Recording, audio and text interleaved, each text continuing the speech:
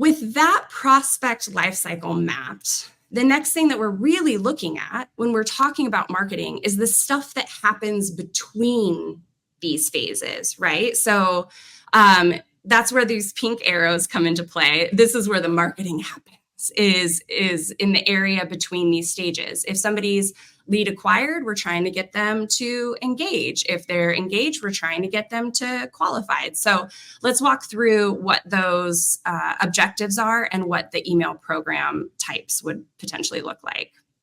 So first and foremost, like I said, lead acquired, that's an MCL. Now that could be anybody from, a list that was purchased, or a conference, or somebody filled out a form on the site, or customer service input a new name whenever a customer had a support request. In any of those scenarios, our objective here is to drive engagement with the lead and trust with the brand. So this is our first segment, I guess. Our y-axis is this lead status. So we want to drive engagement and trust with the brand. So we're going to use content types like resources and educational materials and social proof.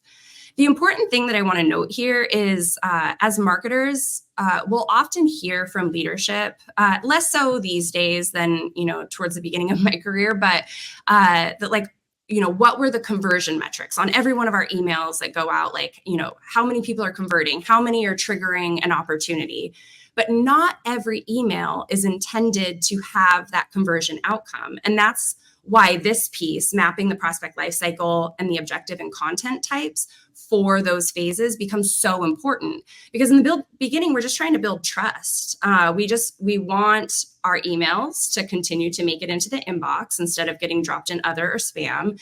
And we want the user to start to understand our brand and who we are and what we offer before we have an individual salesperson going out to them. So our objective here, again, drive engagement and trust with the brand. The content type here is really going to be resources, educational materials, social proof.